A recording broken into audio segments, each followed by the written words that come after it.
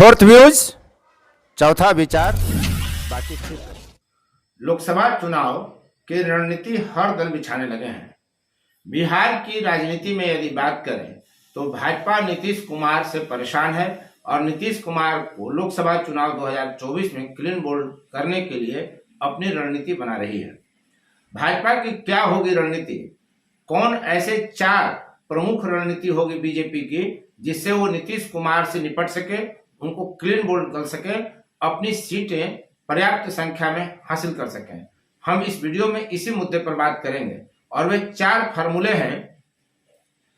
Vote bank की दृष्टि से देखा जा रहा है, नीतीश कुमार के पास जो 18% वोट बैंक माना जा रहा है उसे तोड़ने की कवायद होगी। उपेंद्र कुशवाहा दूसरे बड़े फैक्टर हैं। तीसरा बड़ा फैक्टर है जातिगत जनगणना और चौथा फैक्टर है सवर्ण वोट बैंक, जिसमें राजद और जदयू दोनों को नुकसान पहुंचाने की रणनीति बीजेपी बना रही है। तो जो बातें छन कर आ रही है राजनीतिक गलियारे से, हम उसका इस वीडियो में विश्लेषण करेंगे। आप देख रहे हैं फोर्थ व्यूज और मैं उपेंद्र कश्यप। दरअसल अभी जो भाजपा है, यदि उसके साथ जदयू और लोजपा का एनडीए जो था 2019 में, उसके संदर्भ में यदि देखें तो 40 लोकसभा सीट में 39 बीजेपी प्लस के पास थे, यानी 17 सीट बीजेपी के पास, 16 सीट जदयू के पास और 6 सीट लोजपा के पास। तीनों ने मिलकर 2019 का चुनाव लड़ा था। अब जदयू अलग हो गई है। लोजपा खुद को चिराग पासवान नरेंद्र मोदी का हनुमान बताते रहे, इसलिए मानकर चला जा रहा है कि लोजपा भाजपा के साथ है। फिर भी जो 17 सीटों का नुकसान भाजपा को होने जा रही है, उसकी भरपाई कैसे होगी? मूल चिंता का कारण यही है कि क्या 39 सीटें फिर से एनडीए जीतने में कामयाब होगी, माइनस नीतीश कुमार, माइनस जदयू। नुकसान को कम करने और फिर से 39 सीट पर जीतने के लिए एनडीए की क्या योजना है, क्या रणनीति है, हम इसी पर बात इस वीडियो में कर रहे हैं। तो सबसे पहले हम फार्मूला नंबर 1 की बात करते हैं। नीतीश कुमार को कमजोर करने के लिए भाजपा की नजर आरसीपी सिंह पर है। वे जाति से कुर्मी है, नालंदा से हैं। तो माना यह जा रहा है कि जिस तरह से आरसीपी सिंह ने आक्रामक रवैया अपनाया, नीतीश कुमार से उनका पट नहीं रहा है। एक दौर था जब वो जदयू की रणनीति का हिस्सा रहते थे। पार्टी कैसे चले, पार्टी को कैसे मजबूत किया जाए, इस रणनीति का वे हिस्सा रहे हैं। पार्टी के राष्ट्रीय अध्यक्ष रहे हैं। 2024 से पहले माना यह जा रहा है कि वो अपनी नई पार्टी बनाकर भाजपा से जुड़ जाएंगे या खुद को भाजपा में शामिल कर लेंगे। तो यह इस रणनीति पर अभी काम चल रहा है। भाजपा को यह लगता है कि अगर आरसीपी सिंह को उसने अपने पाले में ला लिया, अपने साथ खड़ा कर लिया, तो नीतीश कुमार का जो कुर्मी वोट बैंक है, यानी बिहार में जो कुर्मियों की 3% लगभग की आबादी बताई जाती है, उसमें भाजपा सेंधमारी करने में सफल होगी। तो नीतीश कुमार कमजोर होंगे तो भाजपा को फायदा होगा। दूसरा जो बड़ा फैक्टर है वह उपेंद्र कुशवाहा का है। जदयू से आर पार की लड़ाई वे लड़ रहे हैं। यह तय माना जा रहा है कि वे जदयू के हिस्सा नहीं रहने वाले हैं आने वाले समय में। अब बीजेपी में वे चुनाव से पहले शामिल होंगे या नई पार्टी गठन करके बीजेपी के साथ जुटेंगे, यह अभी स्पष्ट नहीं है। लेकिन अधिकतर संभावना यही है कि उपेंद्र कुशवाहा नई पार्टी गठित करेंगे, आरएलएसपी जो थी उनकी रालोसपा, उसको फिर से जिंदा करेंगे और भाजपा के साथ जुड़ेंगे।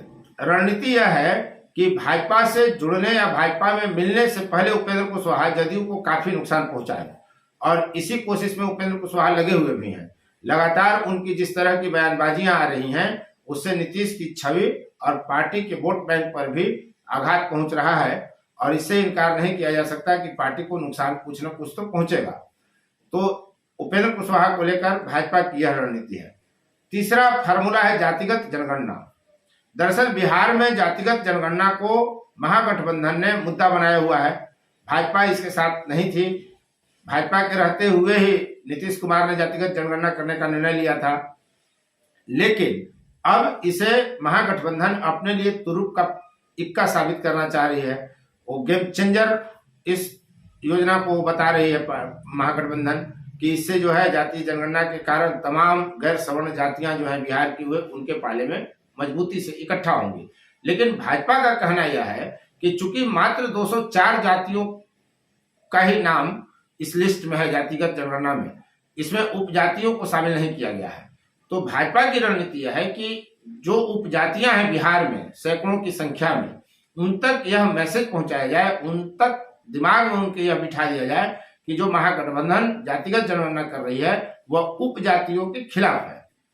यदि ऐसा करने में भाजपा सफल रहती है तो उसका मानना यह है कि जदयू का 50% वोट भी यदि बीजेपी तोड़ दे तो उसको बड़ी कामयाबी मिल जाएगी।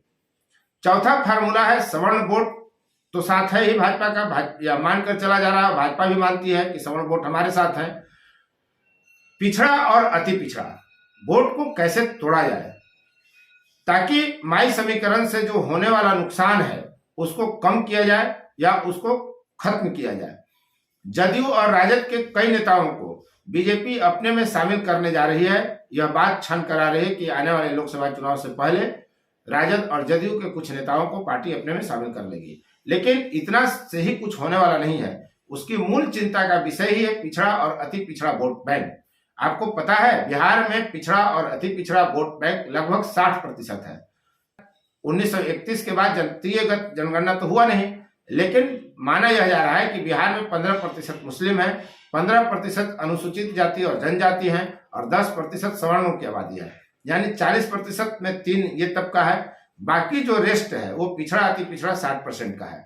इसी 60% में 18% वोट माना जाता है कि नीतीश कुमार का एकदम ठोका ठठाया हुआ वोट है। वो हर हाल में नीतीश के साथ, चाहे महागठबंधन के साथ हो चाहे बीजेपी के साथ हो, वोट शिफ्ट करती है। हालांकि जो बिहार में चुनाव हुए 3 बिहार विधानसभा में, उसने इस धारणा को तोड़ दिया है। तो भाजपा की कोशिश यह है कि जो 60% वोट बैंक अति पिछड़ों का है और पिछड़ों का, उसे कैसे तोड़ा जाए। इसके लिए राजद और जदयू के नेताओं को अपने पाले में लाने के साथ साथ जातिगत जनगणना का इस्तेमाल कैसे उपजातियों के लिए किया जाए, कैसे जदयू को कमजोर किया जाए, इस मुद्दे पर, इस रणनीति पर भाजपा काम कर रही है। आपको पता ही है कि प्रधानमंत्री की कुर्सी के लिए बिहार का कितना महत्व है। यहाँ 40 लोकसभा सीट हैं, इसमें 39 एनडीए के पास थे 2019 के चुनाव जीतने के बाद, उसमें से जदयू अलग हो गई है। तो मिला जुलाकर जो स्थिति है बिहार की, यहाँ थोड़ा मुश्किल पैदा हो गया है नीतीश कुमार के पाला बदलने के कारण बीजेपी के लिए। इसलिए बीजेपी की सारी रणनीति इस बात पर है कि कैसे बिहार में 40 में 39 सीट जीता जाए, अन्यथा उनकी सीटों की संख्या घटेगी तो सत्ता पाने में हो सकता है कि मुश्किल हो। और बिहार में सबसे बड़ी चुनौती बनकर खड़े हो गए हैं नीतीश कुमार। इसीलिए बीजेपी की रणनीति जो है नीतीश कुमार को कमजोर करने की, उनको निपटाने की है, और महागठबंधन जो बना है उसमें दरार का लाभ कैसे लिया जाए, उनके नेताओं के बयान से जो असहज स्थिति बनी है उसका लाभ कैसे लिया जाए, बीजेपी इस दिशा में लगातार काम कर रही है। तो आने वाले वक्त में क्या कुछ होगा, हम आपको बारीकी से विश्लेषण आपके सामने देते रहेंगे। आप देख रहे थे फोर्थ न्यूज, मैं उपेंद्र कश्यप। यदि अब तक आपने चैनल को सब्सक्राइब नहीं किया है तो चैनल को सब्सक्राइब कर लें, शेयर लाइक कमेंट जरूर करें। अब तक वीडियो में बने रहने के आपको बहुत बहुत धन्यवाद।